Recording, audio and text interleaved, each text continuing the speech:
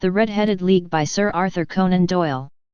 I had called upon my friend, Mr. Sherlock Holmes, one day in the autumn of last year and found him in deep conversation with a very stout, florid-faced, elderly gentleman with fiery red hair.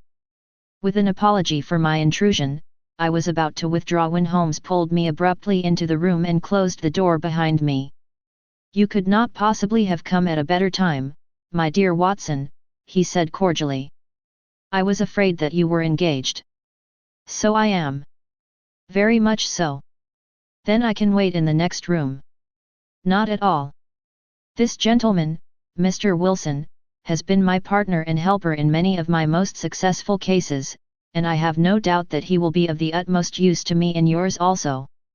The stout gentleman half rose from his chair and gave a bob of greeting, with a quick little questioning glance from his small fat encircled eyes. "Try the settee," said Holmes, relapsing into his armchair and putting his fingertips together, as was his custom when in judicial moods. "I know, my dear Watson, that you share my love of all that is bizarre and outside the conventions and humdrum routine of everyday life. You have shown your relish for it by the enthusiasm which has prompted you to chronicle, and, if you will excuse my saying so, somewhat to embellish so many of my own little adventures. Your cases have indeed been of the greatest interest to me," I observed.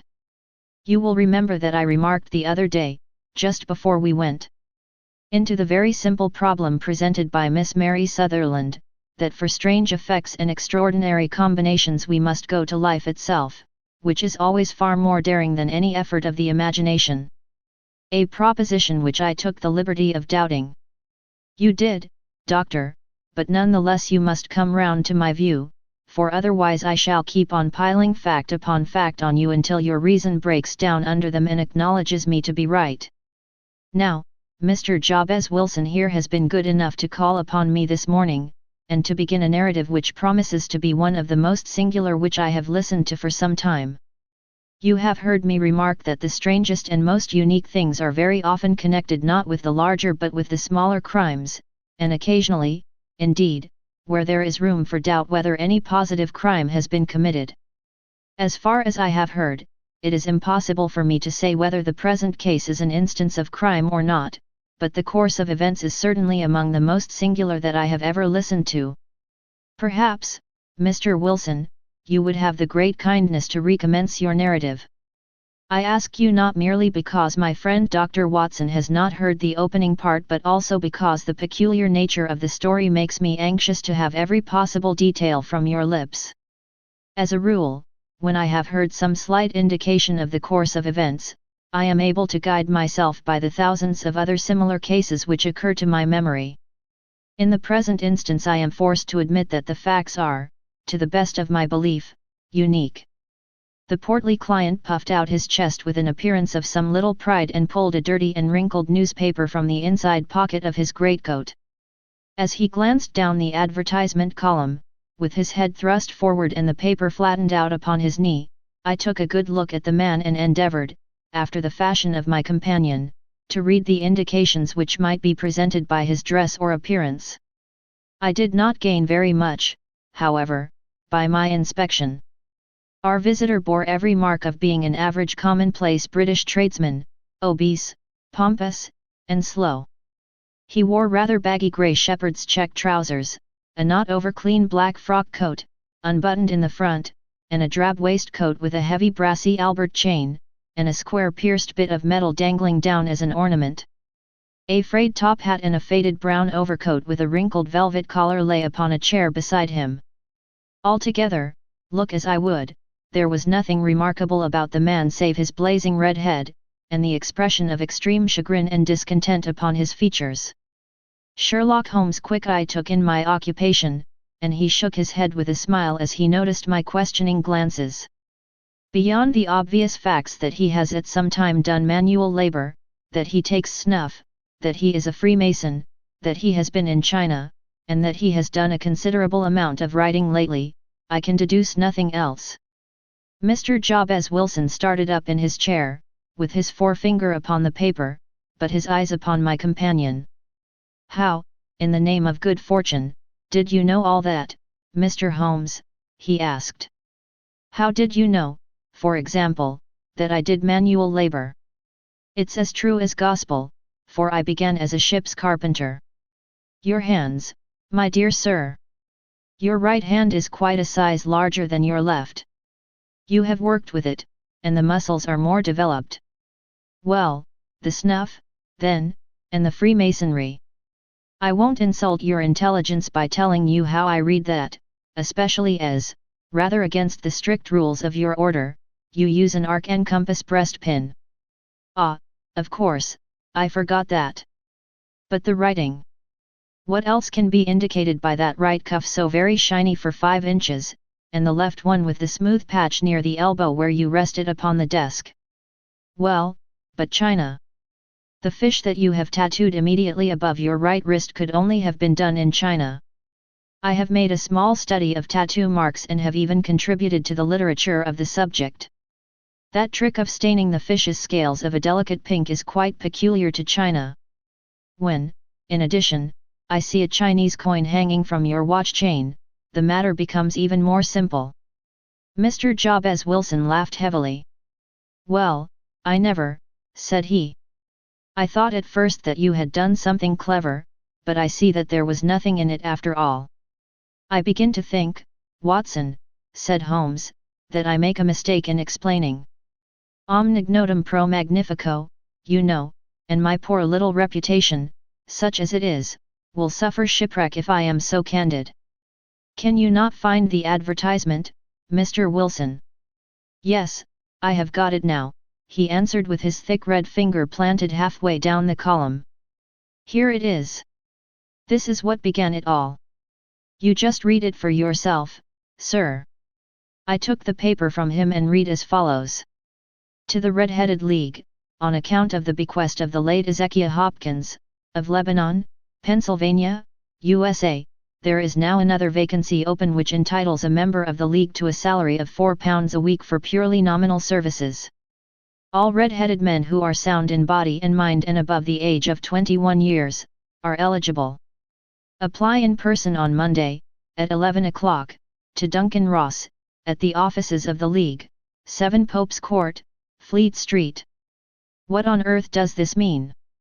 I ejaculated after I had twice read over the extraordinary announcement. Holmes chuckled and wriggled in his chair, as was his habit when in high spirits. It is a little off the beaten track, isn't it? Said he. And now, Mr. Wilson, off you go at scratch and tell us all about yourself, your household, and the effect which this advertisement had upon your fortunes. You will first make a note, Doctor, of the paper and the date. It is the Morning Chronicle of April 27, 1890. Just 2 months ago. Very good. Now, Mr. Wilson.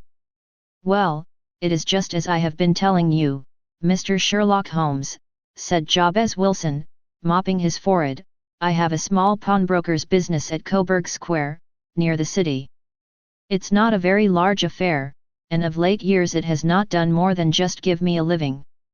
I used to be able to keep 2 assistants, but now I only keep 1, and I would have a job to pay him but that he is willing to come for half wages so as to learn the business. What is the name of this obliging youth? Asked Sherlock Holmes. His name is Vincent Spaulding, and he's not such a youth, either. It's hard to say his age. I should not wish a smarter assistant, Mr. Holmes, and I know very well that he could better himself and earn twice what I am able to give him. But, after all, if he is satisfied, why should I put ideas in his head? Why, indeed? You seem most fortunate in having an employee who comes under the full market price. It is not a common experience among employers in this age. I don't know that your assistant is not as remarkable as your advertisement. Oh, he has his faults, too, said Mr. Wilson. Never was such a fellow for photography. Snapping away with a camera when he ought to be improving his mind, and then diving down into the cellar like a rabbit into its hole to develop his pictures. That is his main fault, but on the whole he's a good worker. There's no vice in him. He is still with you, I presume. Yes, sir. He and a girl of 14, who does a bit of simple cooking and keeps the place clean. That's all I have in the house, for I am a widower and never had any family. We live very quietly, sir, the three of us, and we keep a roof over our heads and pay our debts, if we do nothing more. The first thing that put us out was that advertisement. Spaulding, he came down into the office just this day 8 weeks, with this very paper in his hand, and he says, "I wish to the Lord, Mr. Wilson, that I was a red-headed man." "Why that?" I asks. "Why," says he, "here's another vacancy on the League of the Red-Headed Men. It's worth quite a little fortune to any man who gets it, and I understand that there are more vacancies than there are men, so that the trustees are at their wits' end what to do with the money. If my hair would only change color, here's a nice little crib all ready for me to step into." "Why, what is it, then?" I asked. "You see, Mr. Holmes, I am a very stay-at-home man, and as my business came to me instead of my having to go to it, I was often weeks on end without putting my foot over the doormat. In that way I didn't know much of what was going on outside, and I was always glad of a bit of news." "Have you never heard of the League of the Red-Headed Men?" he asked with his eyes open. "Never." "Why, I wonder at that, for you are eligible yourself for one of the vacancies." "And what are they worth?" I asked. "Oh, merely a couple of hundred a year, but the work is slight, and it need not interfere very much with one's other occupations." Well, you can easily think that that made me prick up my ears, for the business has not been over good for some years, and an extra couple of hundred would have been very handy. "Tell me all about it," said I. "Well," said he, showing me the advertisement, "you can see for yourself that the League has a vacancy, and there is the address where you should apply for particulars. As far as I can make out, the League was founded by an American millionaire, Ezekiah Hopkins, who was very peculiar in his ways. He was himself red-headed, and he had a great sympathy for all red-headed men, so, when he died, it was found that he had left his enormous fortune in the hands of trustees, with instructions to apply the interest to the providing of easy berths to men whose hair is of that color. From all I hear it is splendid pay and very little to do." "But," said I, "there would be millions of red-headed men who would apply." "Not so many as you might think," he answered. "You see, it is really confined to Londoners, and to grown men. This American had started from London when he was young, and he wanted to do the old town a good turn. Then, again, I have heard it is no use your applying if your hair is light red, or dark red, or anything but real bright, blazing, fiery red. Now, if you cared to apply, Mr. Wilson, you would just walk in, but perhaps it would hardly be worth your while to put yourself out of the way for the sake of a few £100. Now, it is a fact, gentlemen, as you may see for yourselves, that my hair is of a very full and rich tint, so that it seemed to me that if there was to be any competition in the matter I stood as good a chance as any man that I had ever met. Vincent Spaulding seemed to know so much about it that I thought he might prove useful, so I just ordered him to put up the shutters for the day and to come right away with me. He was very willing to have a holiday, so we shut the business up and started off for the address that was given us in the advertisement. I never hope to see such a sight as that again, Mr. Holmes. From north, south, east, and west every man who had a shade of red in his hair had tramped into the city to answer the advertisement. Fleet Street was choked with red-headed folk, and Pope's Court looked like a coster's orange barrow. I should not have thought there were so many in the whole country as were brought together by that single advertisement. Every shade of color they were: straw, lemon, orange, brick, Irish setter, liver, clay, but, as Spaulding said, there were not many who had the real vivid flame-colored tint. When I saw how many were waiting, I would have given it up in despair, but Spaulding would not hear of it. How he did it I could not imagine, but he pushed and pulled and butted until he got me through the crowd, and right up to the steps which led to the office. There was a double stream upon the stair, some going up in hope, and some coming back dejected, but we wedged in as well as we could and soon found ourselves in the office. "Your experience has been a most entertaining one," remarked Holmes as his client paused and refreshed his memory with a huge pinch of snuff. "Pray continue your very interesting statement." "There was nothing in the office but a couple of wooden chairs and a deal table, behind which sat a small man with a head that was even redder than mine. He said a few words to each candidate as he came up, and then he always managed to find some fault in them which would disqualify them. Getting a vacancy did not seem to be such a very easy matter, after all. However, when our turn came, the little man was much more favorable to me than to any of the others, and he closed the door as we entered, so that he might have a private word with us. 'This is Mr. Jabez Wilson,' said my assistant, 'and he is willing to fill a vacancy in the League.' 'And he is admirably suited for it,' the other answered. 'He has every requirement. I cannot recall when I have seen anything so fine.' He took a step backward, cocked his head on one side, and gazed at my hair until I felt quite bashful. Then suddenly he plunged forward, wrung my hand, and congratulated me warmly on my success. 'It would be injustice to hesitate,' said he. 'You will, however, I am sure, excuse me for taking an obvious precaution.' With that he seized my hair in both his hands, and tugged until I yelled with the pain. 'There is water in your eyes,' said he as he released me. 'I perceive that all is as it should be. But we have to be careful, for we have twice been deceived by wigs and once by paint. I could tell you tales of cobbler's wax which would disgust you with human nature.' He stepped over to the window and shouted through it at the top of his voice that the vacancy was filled.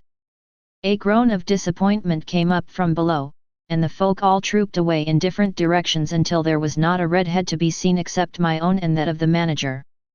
'My name,' said he, 'is Mr. Duncan Ross, and I am myself one of the pensioners upon the fund left by our noble benefactor. Are you a married man, Mr. Wilson? Have you a family?' I answered that I had not. His face fell immediately. 'Dear me,' he said gravely, 'that is very serious indeed. I am sorry to hear you say that. The fund was, of course, for the propagation and spread of the redheads as well as for their maintenance. It is exceedingly unfortunate that you should be a bachelor.'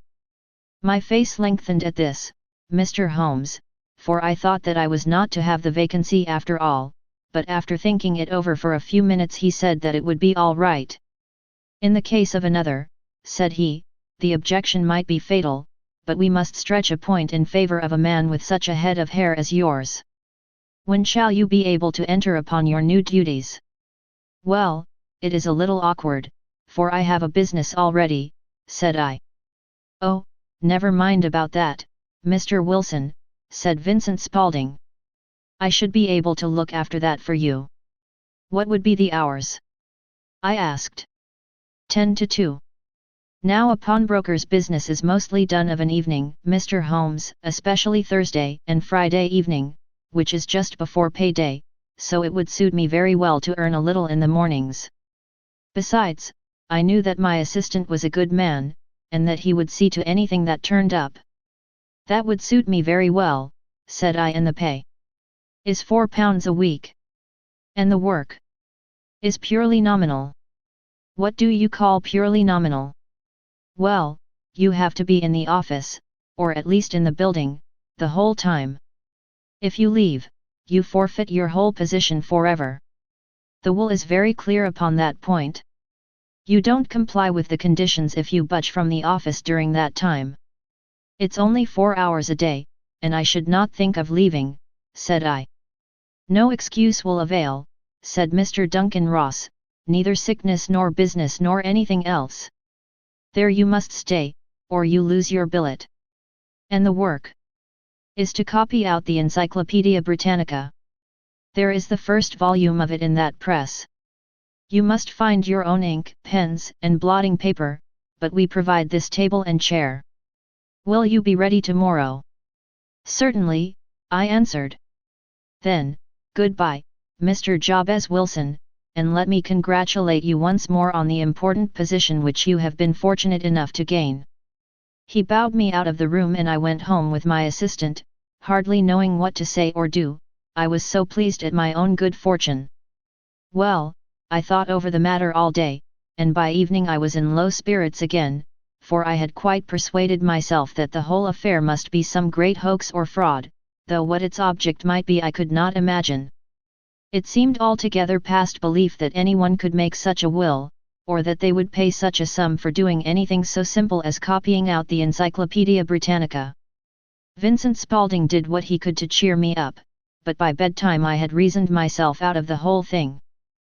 However, in the morning I determined to have a look at it anyhow, so I bought a penny bottle of ink, and with a quill pen, and 7 sheets of foolscap paper, I started off for Pope's Court. Well, to my surprise and delight, everything was as right as possible. The table was set out ready for me, and Mr. Duncan Ross was there to see that I got fairly to work. He started me off upon the letter A, and then he left me, but he would drop in from time to time to see that all was right with me. At 2 o'clock he bade me good day, complimented me upon the amount that I had written, and locked the door of the office after me. This went on day after day, Mr. Holmes, and on Saturday the manager came in and planked down 4 golden sovereigns for my week's work. It was the same next week, and the same the week after.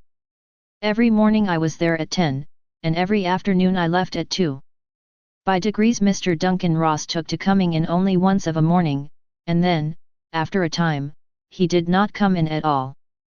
Still, of course, I never dared to leave the room for an instant, for I was not sure when he might come, and the billet was such a good one, and suited me so well, that I would not risk the loss of it.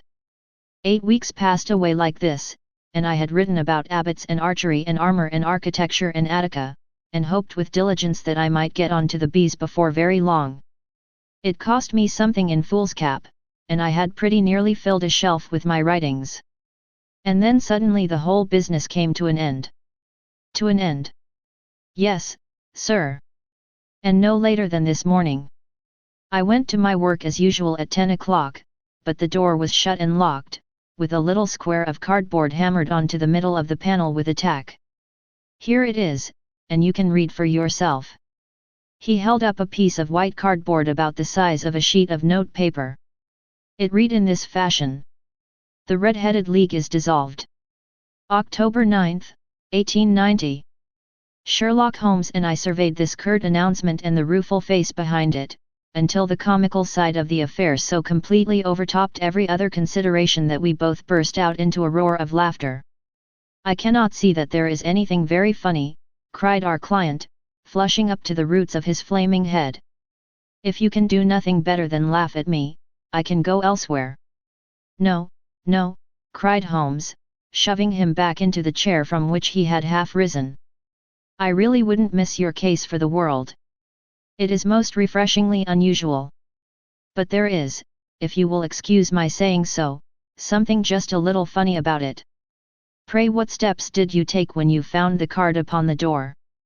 "I was staggered, sir. I did not know what to do. Then I called at the offices round, but none of them seemed to know anything about it. Finally, I went to the landlord, who is an accountant living on the ground floor, and I asked him if he could tell me what had become of the Red-Headed League. He said that he had never heard of any such body. Then I asked him who Mr. Duncan Ross was. He answered that the name was new to him. "Well," said I, "the gentleman at No. 4. "What, the red-headed man?" "Yes." "Oh," said he, "his name was William Morris. He was a solicitor and was using my room as a temporary convenience until his new premises were ready. He moved out yesterday." "Where could I find him?" "Oh, at his new offices. He did tell me the address." "Yes, 17 King Edward Street near St. Paul's." I started off, Mr. Holmes, but when I got to that address it was a manufactory of artificial kneecaps, and no one in it had ever heard of either Mr. William Morris or Mr. Duncan Ross. "And what did you do then?" asked Holmes. "I went home to Saxe-Coburg Square, and I took the advice of my assistant. But he could not help me in any way. He could only say that if I waited I should hear by post. But that was not quite good enough, Mr. Holmes. I did not wish to lose such a place without a struggle, so, as I had heard that you were good enough to give advice to poor folk who were in need of it, I came right away to you." "And you did very wisely," said Holmes. "Your case is an exceedingly remarkable one, and I shall be happy to look into it. From what you have told me, I think that it is possible that graver issues hang from it than might at first sight appear." "Grave enough," said Mr. Jabez Wilson. "Why, I have lost £4 a week." "As far as you are personally concerned," remarked Holmes, "I do not see that you have any grievance against this extraordinary league. On the contrary, you are, as I understand, richer by some £30, to say nothing of the minute knowledge which you have gained on every subject which comes under the letter A. You have lost nothing by them." "No, sir. But I want to find out about them, and who they are, and what their object was in playing this prank, if it was a prank upon me. It was a pretty expensive joke for them, for it cost them £32. We shall endeavour to clear up these points for you.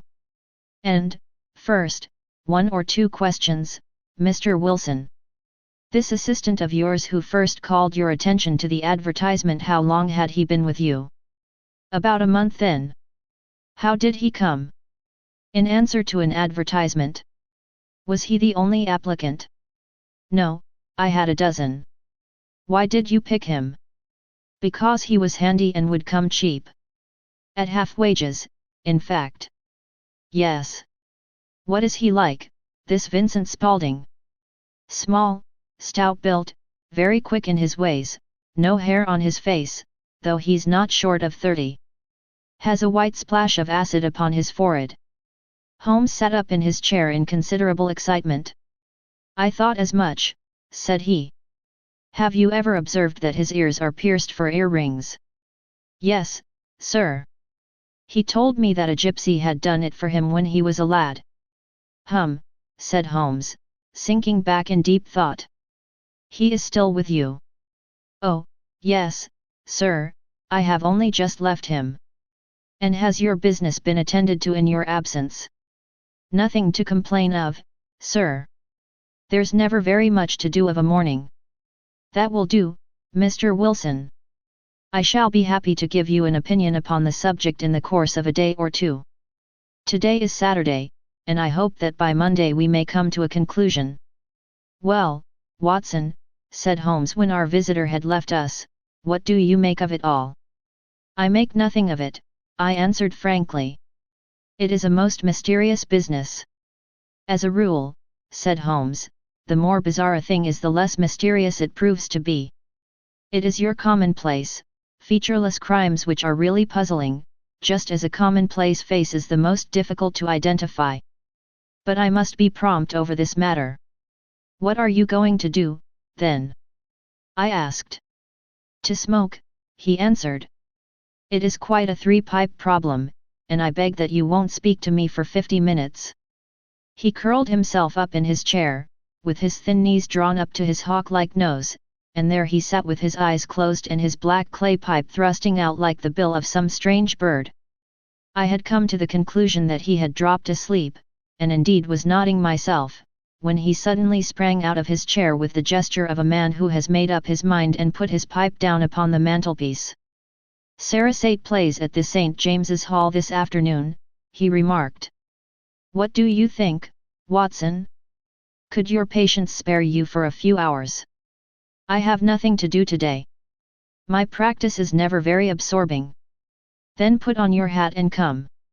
I am going through the city first, and we can have some lunch on the way.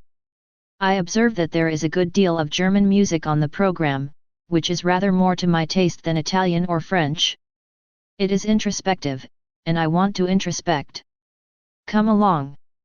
We travelled by the Underground as far as Aldersgate, and a short walk took us to Saxe-Coburg Square, the scene of the singular story which we had listened to in the morning. It was a poky, little, shabby genteel place, where 4 lines of dingy 2-storied brick houses looked out into a small railed-in enclosure, where a lawn of weedy grass and a few clumps of faded laurel bushes made a hard fight against a smoke-laden and uncongenial atmosphere. 3 gilt balls and a brown board with Jabez Wilson in white letters, upon a corner house, announced the place where our red-headed client carried on his business. Sherlock Holmes stopped in front of it with his head on one side and looked it all over, with his eyes shining brightly between puckered lids. Then he walked slowly up the street, and then down again to the corner, still looking keenly at the houses. Finally he returned to the pawnbroker's, and, having thumped vigorously upon the pavement with his stick 2 or 3 times, he went up to the door and knocked. It was instantly opened by a bright-looking, clean-shaven young fellow, who asked him to step in. "Thank you," said Holmes, "I only wished to ask you how you would go from here to the Strand." "Third right, fourth left," answered the assistant promptly, closing the door. "Smart fellow, that," observed Holmes as we walked away. "He is, in my judgment, the 4th smartest man in London, and for daring I am not sure that he has not a claim to be 3rd. I have known something of him before." "Evidently," said I, "Mr. Wilson's assistant counts for a good deal in this mystery of the Red-Headed League. I am sure that you inquired your way merely in order that you might see him." "Not him." "What then?" "The knees of his trousers." "And what did you see?" "What I expected to see." "Why did you beat the pavement?" "My dear doctor, this is a time for observation, not for talk. We are spies in an enemy's country. We know something of Saxe-Coburg Square. Let us now explore the parts which lie behind it." The road in which we found ourselves as we turned round the corner from the retired Saxe-Coburg Square presented as great a contrast to it as the front of a picture does to the back. It was one of the main arteries which conveyed the traffic of the city to the north and west. The roadway was blocked with the immense stream of commerce flowing in a double tide inward and outward, while the footpaths were black with the hurrying swarm of pedestrians. It was difficult to realize as we looked at the line of fine shops and stately business premises that they really abutted on the other side upon the faded and stagnant square which we had just quitted. "Let me see," said Holmes, standing at the corner and glancing along the line, "I should like just to remember the order of the houses here. It is a hobby of mine to have an exact knowledge of London. There is Mortimer's, the tobacconist, the little newspaper shop, the Coburg branch of the City and Suburban Bank, the vegetarian restaurant, and McFarlane's carriage building depot. That carries us right on to the other block. And now, doctor, we've done our work, so it's time we had some play. A sandwich and a cup of coffee, and then off to Violin Land, where all is sweetness and delicacy and harmony, and there are no red-headed clients to vex us with their conundrums." My friend was an enthusiastic musician, being himself not only a very capable performer but a composer of no ordinary merit. All the afternoon he sat in the stalls wrapped in the most perfect happiness, gently waving his long, thin fingers in time to the music, while his gently smiling face and his languid, dreamy eyes were as unlike those of Holmes the sleuth hound, Holmes the relentless, keen-witted, ready-handed criminal agent, as it was possible to conceive. In his singular character the dual nature alternately asserted itself, and his extreme exactness and astuteness represented, as I have often thought, the reaction against the poetic and contemplative mood which occasionally predominated in him. The swing of his nature took him from extreme languor to devouring energy, and, as I knew well, he was never so truly formidable as when, for days on end, he had been lounging in his armchair amid his improvisations and his black-letter editions. Then it was that the lust of the chase would suddenly come upon him, and that his brilliant reasoning power would rise to the level of intuition, until those who were unacquainted with his methods would look askance at him as on a man whose knowledge was not that of other mortals.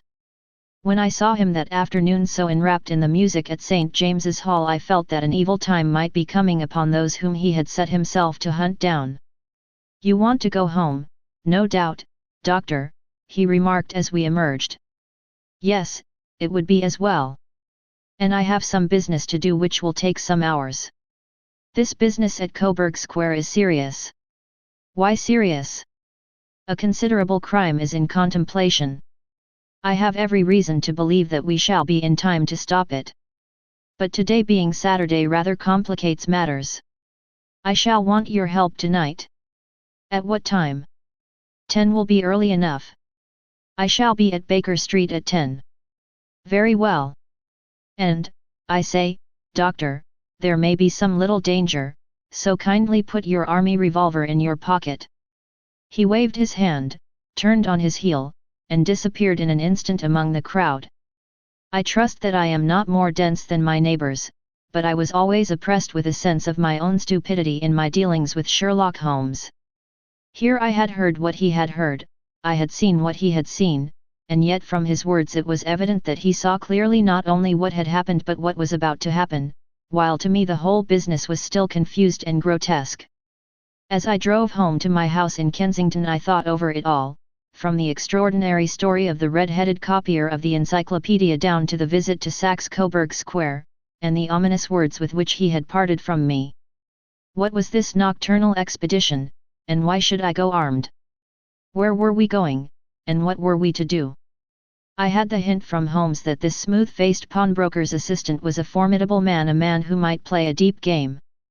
I tried to puzzle it out, but gave it up in despair and set the matter aside until night should bring an explanation. It was 9:15 when I started from home and made my way across the park, and so through Oxford Street to Baker Street. 2 hansoms were standing at the door, and as I entered the passage I heard the sound of voices from above. On entering his room, I found Holmes in animated conversation with 2 men, one of whom I recognized as Peter Jones, the official police agent, while the other was a long, thin, sad-faced man, with a very shiny hat and oppressively respectable frock coat.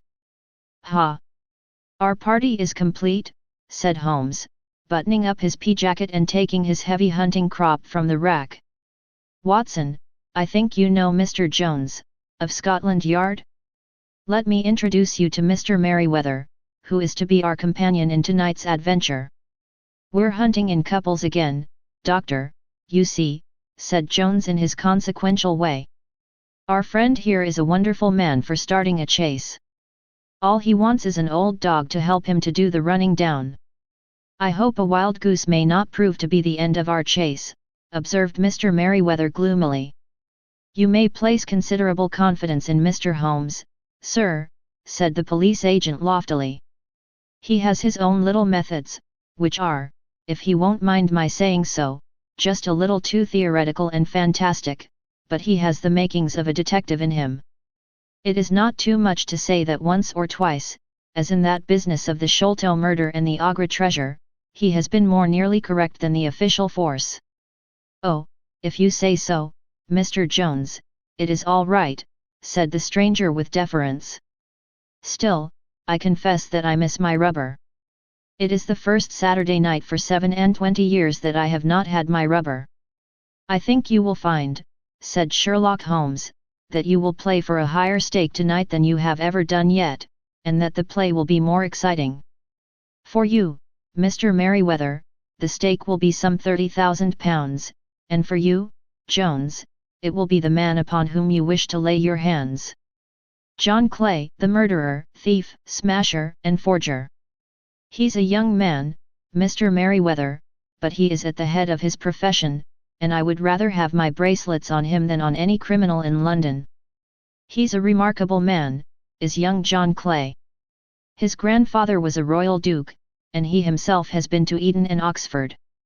His brain is as cunning as his fingers, and though we meet signs of him at every turn, we never know where to find the man himself. He'll crack a crib in Scotland one week, and be raising money to build an orphanage in Cornwall the next. I've been on his track for years and have never set eyes on him yet. I hope that I may have the pleasure of introducing you tonight. I've had 1 or 2 little turns also with Mr. John Clay, and I agree with you that he is at the head of his profession. It is past 10, however, and quite time that we started. If you two will take the first hansom, Watson, and I will follow in the second." Sherlock Holmes was not very communicative during the long drive and lay back in the cab humming the tunes which he had heard in the afternoon. We rattled through an endless labyrinth of gas-lit streets until we emerged into Farrington Street.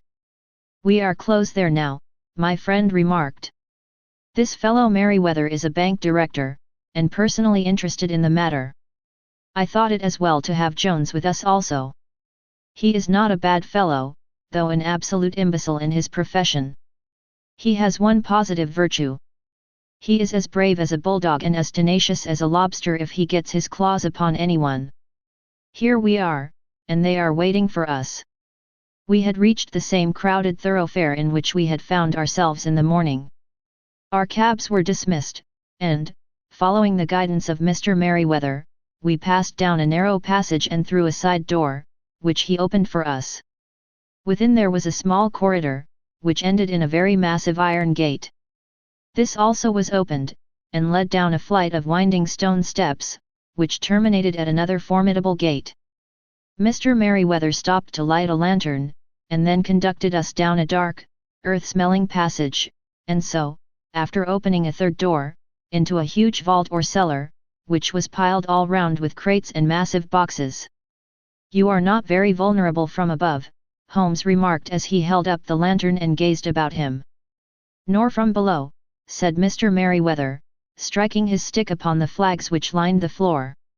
"Why, dear me, it sounds quite hollow," he remarked, looking up in surprise.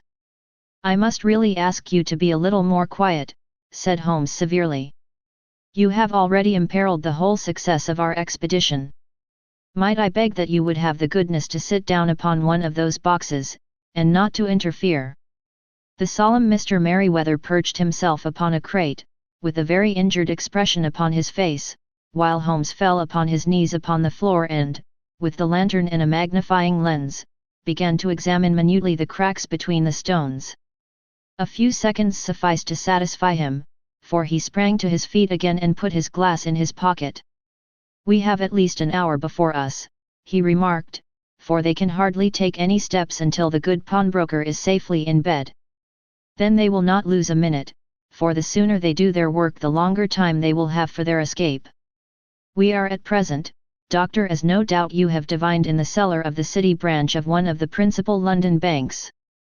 Mr. Merryweather is the chairman of directors, and he will explain to you that there are reasons why the more daring criminals of London should take a considerable interest in this cellar at present." "It is our French gold," whispered the director. "We have had several warnings that an attempt might be made upon it." "Your French gold?" "Yes. We had occasion some months ago to strengthen our resources and borrowed for that purpose 30,000 Napoleons from the Bank of France. It has become known that we have never had occasion to unpack the money, and that it is still lying in our cellar. The crate upon which I sit contains 2,000 Napoleons packed between layers of lead foil. Our reserve of bullion is much larger at present than is usually kept in a single branch office, and the directors have had misgivings upon the subject." "Which were very well justified," observed Holmes. "And now it is time that we arranged our little plans. I expect that within an hour matters will come to a head. In the meantime, Mr. Merryweather, we must put the screen over that dark lantern." "And sit in the dark?" "I am afraid so. I had brought a pack of cards in my pocket, and I thought that, as we were a party carré, you might have your rubber after all. But I see that the enemy's preparations have gone so far that we cannot risk the presence of a light. And, first of all, we must choose our positions. These are daring men, and though we shall take them at a disadvantage, they may do us some harm unless we are careful. I shall stand behind this crate, and do you conceal yourselves behind those. Then, when I flash a light upon them, close in swiftly. If they fire, Watson, have no compunction about shooting them down." I placed my revolver, cocked, upon the top of the wooden case behind which I crouched. Holmes shot the slide across the front of his lantern and left us in pitch darkness, such an absolute darkness as I have never before experienced. The smell of hot metal remained to assure us that the light was still there, ready to flash out at a moment's notice. To me, with my nerves worked up to a pitch of expectancy, there was something depressing and subduing in the sudden gloom, and in the cold dank air of the vault. "They have but one retreat," whispered Holmes. "That is back through the house into Saxe Coburg Square. I hope that you have done what I asked you, Jones. I have an inspector and 2 officers waiting at the front door. Then we have stopped all the holes. And now we must be silent and wait." What a time it seemed! From comparing notes afterwards it was but an hour and a quarter, yet it appeared to me that the night must have almost gone, and the dawn be breaking above us. My limbs were weary and stiff, for I feared to change my position, yet my nerves were worked up to the highest pitch of tension, and my hearing was so acute that I could not only hear the gentle breathing of my companions, but I could distinguish the deeper, heavier in-breath of the bulky Jones from the thin, sighing note of the bank director. From my position I could look over the case in the direction of the floor. Suddenly my eyes caught the glint of a light. At first it was but a lurid spark upon the stone pavement. Then it lengthened out until it became a yellow line, and then, without any warning or sound, a gash seemed to open and a hand appeared, a white, almost womanly hand, which felt about in the center of the little area of light. For a minute or more the hand, with its writhing fingers, protruded out of the floor. Then it was withdrawn as suddenly as it appeared, and all was dark again save the single lurid spark which marked a chink between the stones. Its disappearance, however, was but momentary. With a rending, tearing sound, one of the broad, white stones turned over upon its side and left a square, gaping hole, through which streamed the light of a lantern. Over the edge there peeped a clean-cut, boyish face, which looked keenly about it, and then, with a hand on either side of the aperture, drew itself shoulder-high and waist-high, until one knee rested upon the edge. In another instant he stood at the side of the hole and was hauling after him a companion, lithe and small like himself, with a pale face and a shock of very red hair. "It's all clear," he whispered. "Have you the chisel and the bags? Great Scott! Jump, Archie, jump, and I'll swing for it." Sherlock Holmes had sprung out and seized the intruder by the collar. The other dived down the hole, and I heard the sound of rending cloth as Jones clutched at his skirts. The light flashed upon the barrel of a revolver, but Holmes' hunting crop came down on the man's wrist, and the pistol clinked upon the stone floor. "It's no use, John Clay," said Holmes blandly. "You have no chance at all." "So I see," the other answered with the utmost coolness. "I fancy that my pal is all right, though I see you have got his coat tails." "There are 3 men waiting for him at the door," said Holmes. "Oh, indeed. You seem to have done the thing very completely. I must compliment you." "And I you," Holmes answered. "Your red-headed idea was very new and effective." "You'll see your pal again presently," said Jones. "He's quicker at climbing down holes than I am. Just hold out while I fix the derbies." "I beg that you will not touch me with your filthy hands," remarked our prisoner as the handcuffs clattered upon his wrists. "You may not be aware that I have royal blood in my veins. Have the goodness, also, when you address me always to say sir and please." "All right," said Jones with a stare and a snigger. "Well, would you please, sir, march upstairs, where we can get a cab to carry your highness to the police station." "That is better," said John Clay serenely. He made a sweeping bow to the 3 of us and walked quietly off in the custody of the detective. "Really, Mr. Holmes," said Mr. Merryweather as we followed them from the cellar, "I do not know how the bank can thank you or repay you. There is no doubt that you have detected and defeated in the most complete manner one of the most determined attempts at bank robbery that have ever come within my experience. I have had 1 or 2 little scores of my own to settle with Mr. John Clay," said Holmes. "I have been at some small expense over this matter, which I shall expect the bank to refund, but beyond that I am amply repaid by having had an experience which is in many ways unique, and by hearing the very remarkable narrative of the Red-Headed League. You see, Watson," he explained in the early hours of the morning as we sat over a glass of whiskey and soda in Baker Street, "it was perfectly obvious from the first that the only possible object of this rather fantastic business of the advertisement of the League, and the copying of the encyclopedia, must be to get this not overbright pawnbroker out of the way for a number of hours every day. It was a curious way of managing it, but, really, it would be difficult to suggest a better. The method was no doubt suggested to Clay's ingenious mind by the color of his accomplice's hair. The £4 a week was a lure which must draw him, and what was it to them, who were playing for thousands? They put in the advertisement, one rogue has the temporary office, the other rogue incites the man to apply for it, and together they manage to secure his absence every morning in the week.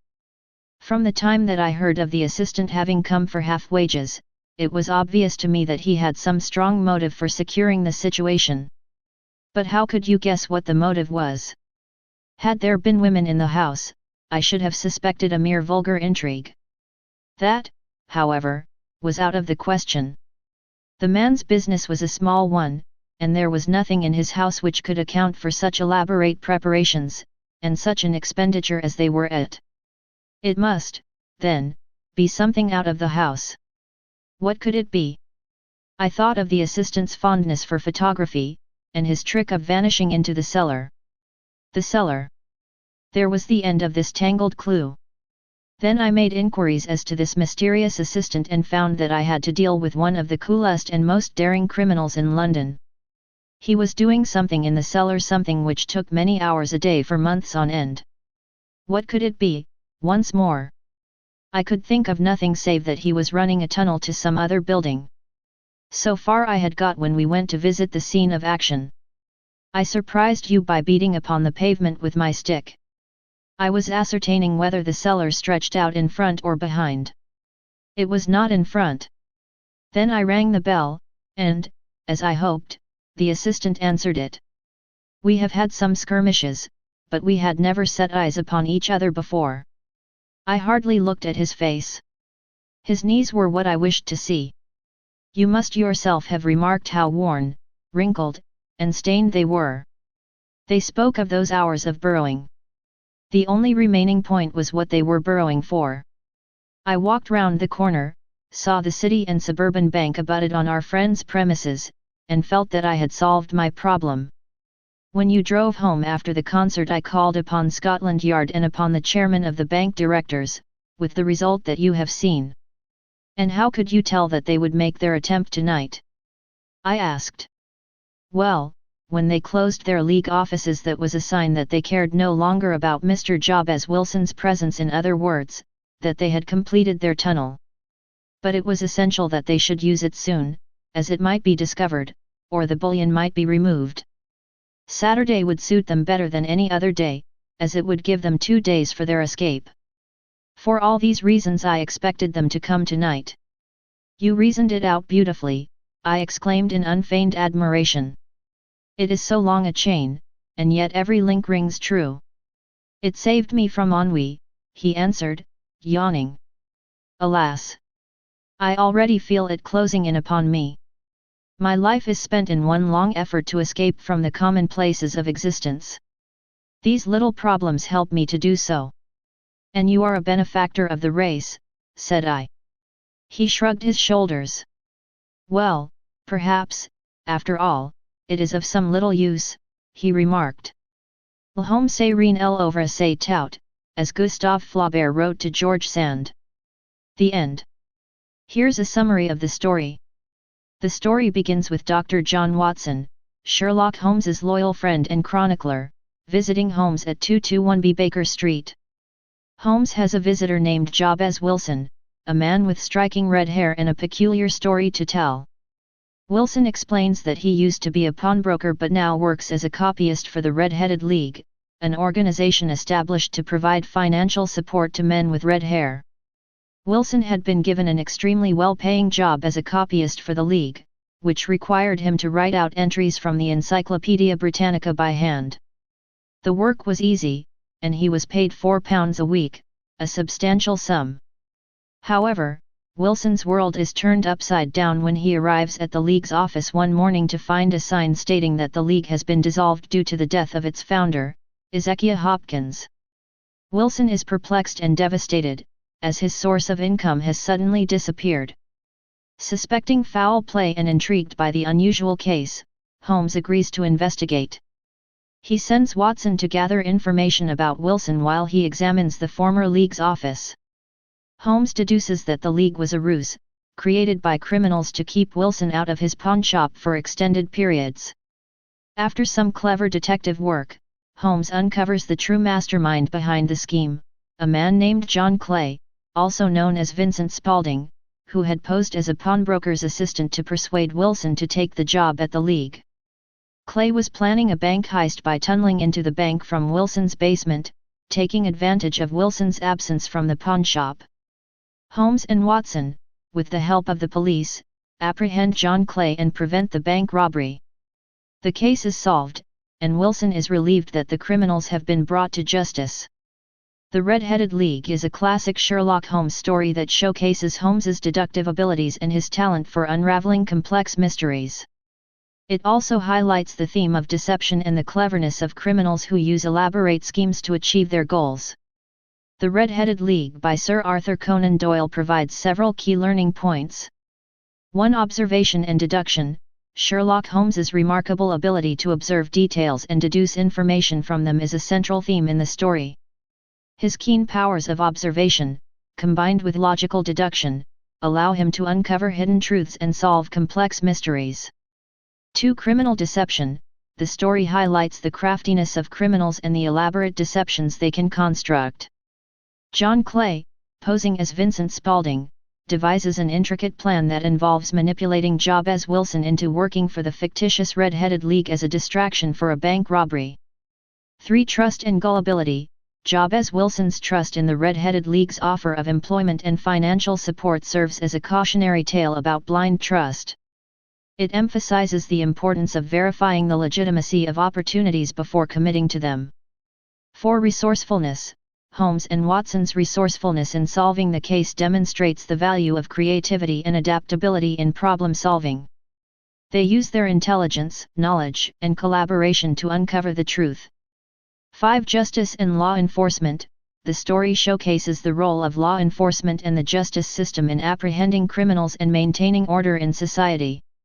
Holmes's partnership with the police contributes to the successful resolution of the case. 6. Skepticism.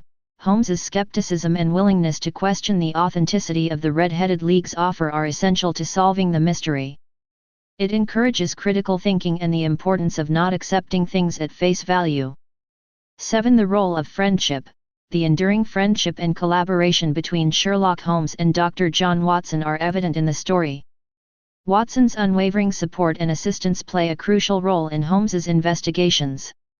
8. Financial motives. The story touches on the motivation of financial gain, as criminals like John Clay are often driven by monetary incentives. It serves as a reminder of the potential consequences of greed and illegal activities. 9. Attention to detail. The story underscores the significance of paying attention to even the smallest details. It is often the seemingly insignificant observations that lead to crucial breakthroughs in solving mysteries. 10. Moral of the story. The Red-Headed League imparts the lesson of being cautious and questioning when presented with seemingly lucrative opportunities. It encourages individuals to investigate and verify offers before committing to them to avoid falling victim to deception. Overall, the story combines elements of mystery, detective work, and moral lessons, showcasing the enduring appeal of Sherlock Holmes as a brilliant and astute investigator. Thank you for listening.